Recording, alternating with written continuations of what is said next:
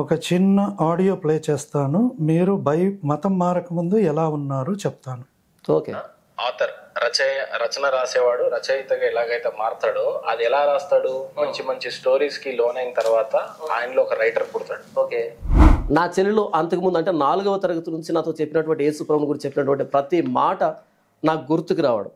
ఆ ప్రతి మాట సారాంశం ఏంటంటే ఏది నన్ను ఆకర్షించలా, దేంట్లో నైతికత నాకు కనిపించలే, ఆ దేవుళ్ళకి దేవతలకు సంబంధించినటువంటి ఆ సంబంధం నాకు ఉందన్నట్టుగా నాకు ఏది అనిపించలే. అంత మూఢనమ్మకలాగా మూఢభక్తిలాగా అనిపించింది. పంచభక్ష పరమాన్నాలు అరిటాకులో పెట్టక ముందే అరిటాకుని తినేసి అదే సనాతన ధర్మం అనుకున్నారు మీరు. ఓకే.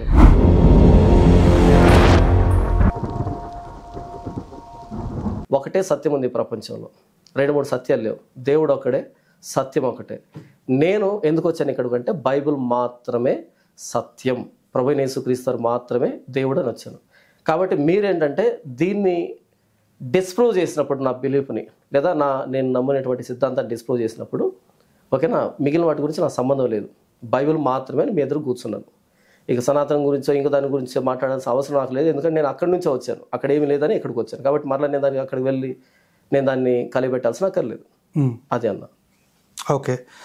సో బైబిల్ మాత్రమే సత్యము అని మీరు నిరూపించదలుచుకున్నారు, వేరే దాని జోలికి మీరు పొరపాటు కూడా వెళ్ళాను. సో మనం ఒక ఇంటర్వ్యూ చేసుకున్నప్పుడు దాంట్లో ఒక మాట నేను అడిగాను, అది నేను ప్లే చేస్తాను, ఓన్లీ ఆడియో మాత్రమే వస్తుంది.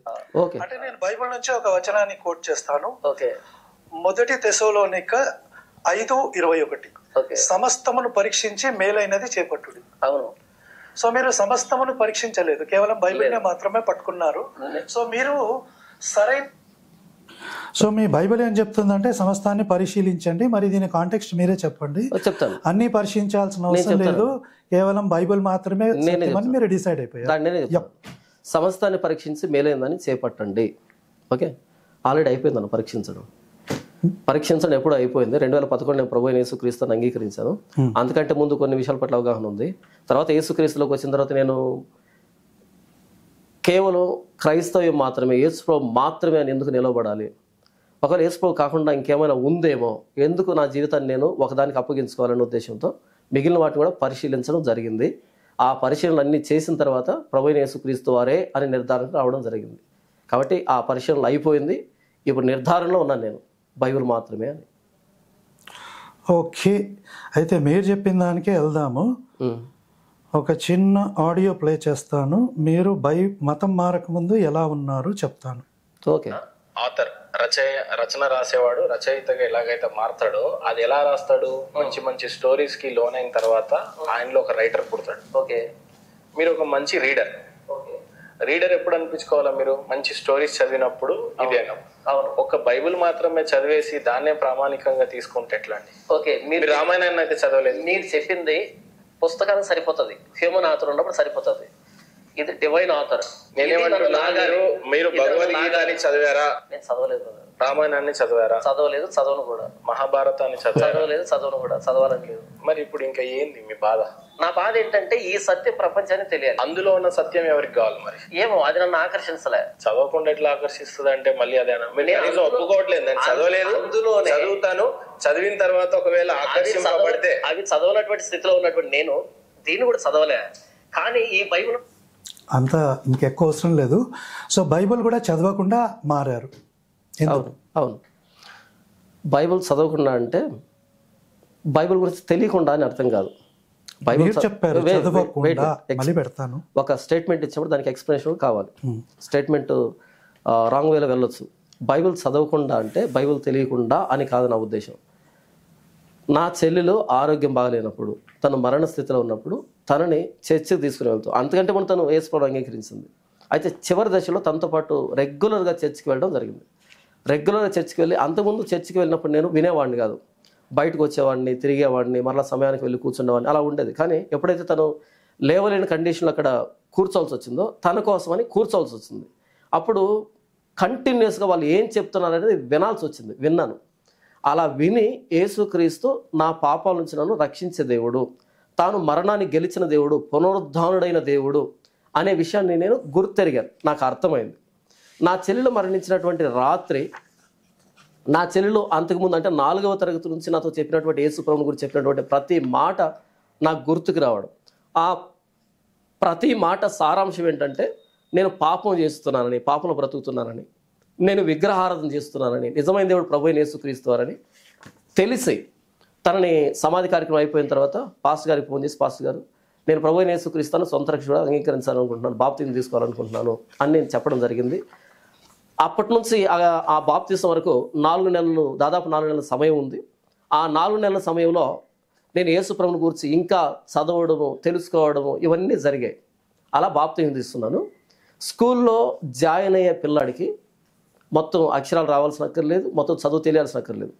జాయిన్ కావడానికి అడ్మిషన్ రోజు వాడికి అంత పెద్ద నాలెడ్జ్ అక్కర్లేదు. నేను స్కూల్లో జాయిన్ కావాలి, చదువుకోవాలనేటువంటి ఆలోచన ఉంటే చాలు, తల్లిదండ్రులకు అంతే చాలు. అలా బాప్తిసం అన్నది ప్రభువైన యేసుక్రీస్తులో జాయిన్ అవ్వడం, అడ్మిట్ కావడం, బహిరంగంగా నా దేవుడు ఈయనే అని బహిరంగ సాక్ష్యం ఇవ్వడం బాప్తిసం అంటారు. ఆ రోజు నాకు యేసు ప్రభు గురించి ఎంత తెలియాలో మూలపాఠాలు అంతవరకు నాకు క్లారిటీ ఉంది, అవగాహన ఉంది. ఆ తర్వాత నుంచి యేసు ప్రభు గురించి లోతుగా అధ్యయనం చేయడం ప్రారంభమైంది. స్కూల్లో చేరేవాడికి మొత్తం చదువు రావాల్సిన అక్కర్లేదు, తర్వాత చదువు ప్రారంభమవుతుంది. ఓకే, సో బైబిల్ విని మీరు మతం మారారు. అవును, ఎసెన్స్ తెలుసుకున్నారు. సో విన్నదే నిజమైతే చాలా వింటున్నాం మనం, ఈరోజు చాలా చూస్తున్నాము.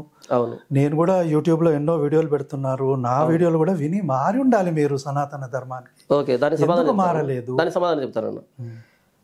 వినడం మాత్రమే కాదు, మా నాన్న అయ్యప్ప స్వాములకి గురుస్వామి, నా పేరు మణికంఠ స్వామి. మా నాన్న చేతబడి మాంత్రిక విద్యలు కూడా చేసినాడు. హైందవ గ్రంథాల పట్ల లోతైన అవగాహన కలిగిన వాడు, సత్సంగాల్లో పాల్గొన్నవాడు.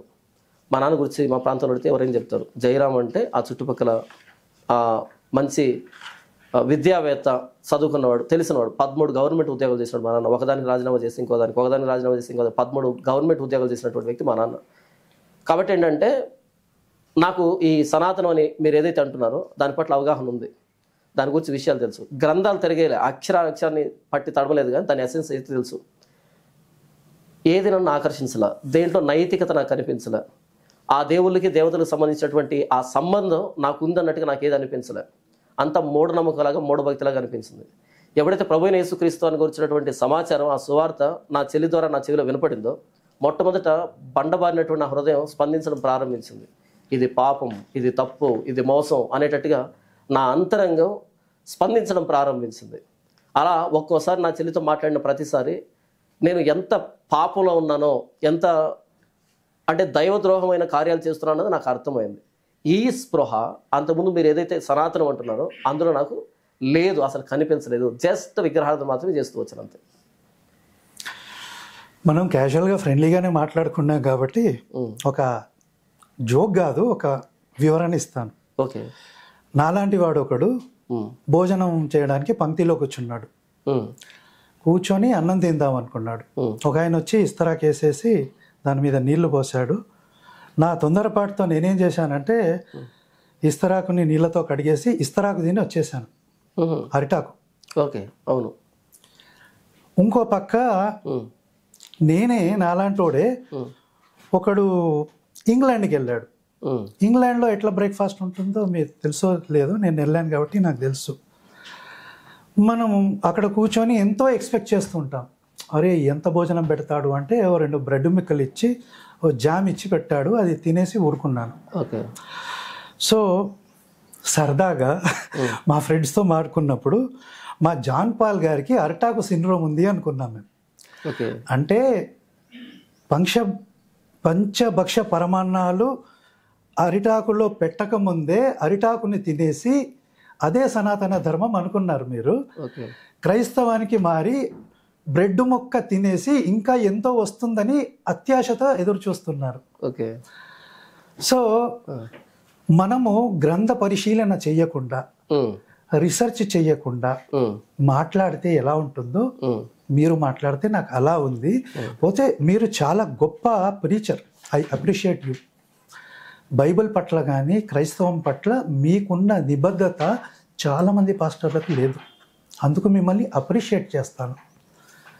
As a friend, as a researcher, ఇంత పట్టుగా కూర్చొని దాన్ని ఎట్లయినా తెలుసుకోవాలి అని ఆ పట్టు ఉంది కదా, అది నాకు చాలా నచ్చింది. కానీ ప్రాబ్లం అంతా ఏంటంటే సూపర్ఫిషియల్గా రీసెర్చ్ చేయకుండా ఏం చేయకుండా ఒక దానికి మారిపోయి అదే నిజం అనుకొని ఒక భ్రమలో ఉన్నారు. సరే, దాని జోలికి మనం వెళ్ళొద్దు. నేను చెప్పిన దాని తప్పైతే నన్ను కంటిన్యూ చేయండి, ఇప్పుడే మనం ముందుకెళ్ళిపోదాం. ఓకే, మీరు చెప్పిందని చెప్తాను. మీరు ఏదైతే అరిటాకు సిండ్రోమ్ అని అన్నారో, ఇక్కడ కనీసం అరిటాకు కూడా లేదు. అరిటాకు సిండ్రోమ్లో అరిటాకు ఉంది, కానీ ఇక్కడ అరిటాకు కూడా లేదు. భ్రమ, మిథ్య, మాయ. ఎందుకంటే ఏదో ఉంది అనేటట్టుగా ఒక భ్రమలో బ్రతుకుతుంది తప్ప ఈ సనాతనం అన్నది కనీసం అరిటాకు కూడా లేదు. అరిటాకు ఉండి అరిటాకు సిండ్రోమ్ అంటే నేను సంతోషపడేవాడిని. అట్లీస్ట్ అరిటాకు దాకా వచ్చిన ఈ తర్వాత ఏమైనా పంచభక్ష పరమాణాన్ని వండుతారేమో అన్నట్టుగా అనుకునేవాడిని. నో అరిటాకు, నాట్ ఈవెన్ అరిటాకు అట. అరిటాకు కూడా లేదు ఇక్కడ. మిథ్య, మాయ, భ్రమ, అంతే.